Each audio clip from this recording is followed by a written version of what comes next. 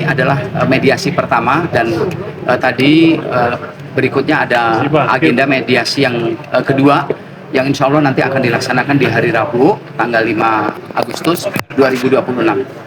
Bang, tadi dilayangkan katanya surat perdamaian. Isinya apa sih? Jadi biasa ini tahapan dalam mediasi para pihak untuk memasukkan proposal perdamaian. Isinya tidak jauh dari apa yang dulu kami dalilkan di dalam gugatan dalam perkara ini. Ada perbedaannya dari si proposal perdamaian? Sama persis. Jadi apa yang ada di permohonan amar putusan yang kami sampaikan untuk di petitum, di permohonan kami, itu kami sadur untuk dimohonkan di dalam proposal mediasi yang kami bawa pada hari ini. Betul, jadi yang kami mohonkan adalah yang pertama untuk dikembalikannya hak pribadi milik Teh Nur, diantaranya KTP, handphone, dan tas yang di dalamnya ada isi pakaian. Kemudian yang kedua ada biaya pengobatan, perjalanan, dan lain sebagainya terhadap peristiwa hukum ini. Kemudian ada juga permohonan untuk penggantian kerugian imaterial, yaitu seperti yang telah kami sampaikan di dalam gugatan sebelumnya, yaitu berupa uang pengganti 1 miliar rupiah. Bang, banyak pihak minta agar kasus ini lanjut dan tidak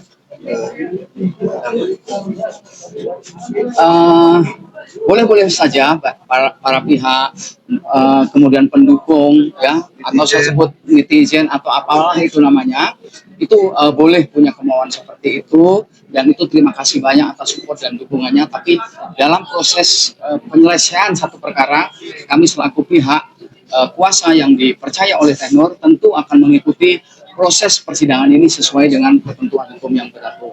Apapun itu hasilnya nanti, tentu harapannya sama dengan harapan netizen adalah hasil terbaik tentunya buat klien kami. Hari ini Teh Nur sendiri sudah hadir, mungkin alasannya apa, Pak? Teh Nur hari ini tidak hadir. Pertama, ini mediasi pertama, hari pertama. Kemudian yang kedua, kalau Teh Nur hari ini hadir, kemudian tergugat prinsipalnya tidak hadir, itu juga akan sia-sia.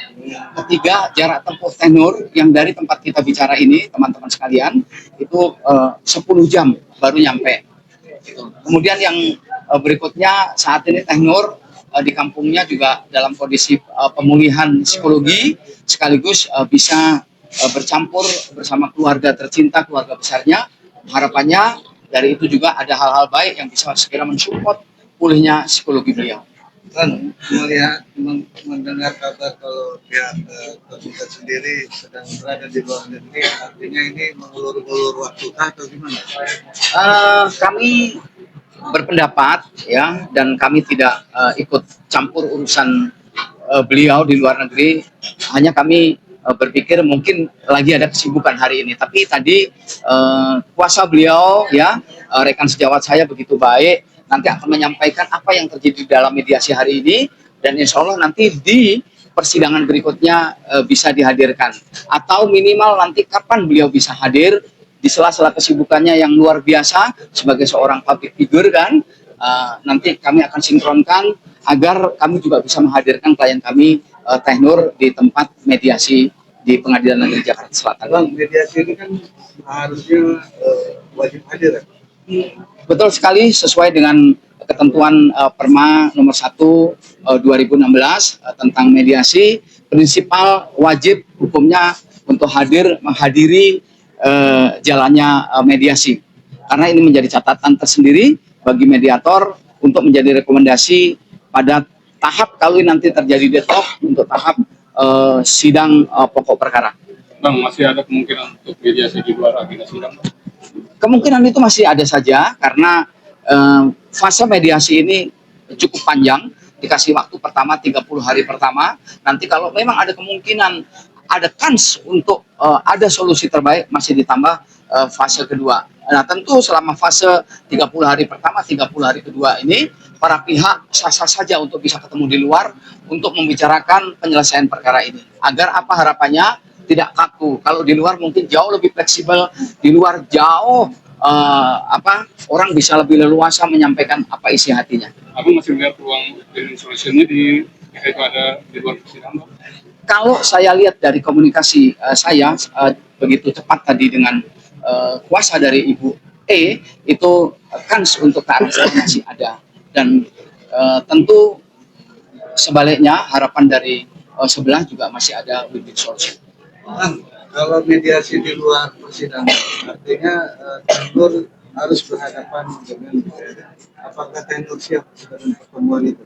Nah, nanti kalau tahap pertama mediasi di luar persidangan itu tidak tenor langsung karena melihat psikologi beliau yang belum baik. Tentu kami kuasa dari tenor yang akan menghadiri mediasi itu.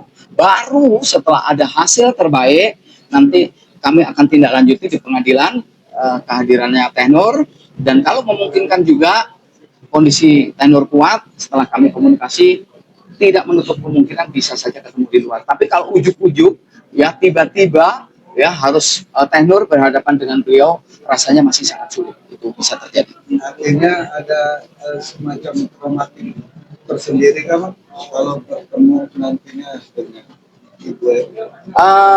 Kemarin terakhir saya komunikasi, kalau secara face to face tenor untuk ketemu langsung dengan Ibu E itu belum siap. Tapi kalau ada kami kuasanya tenor siap untuk bertemu.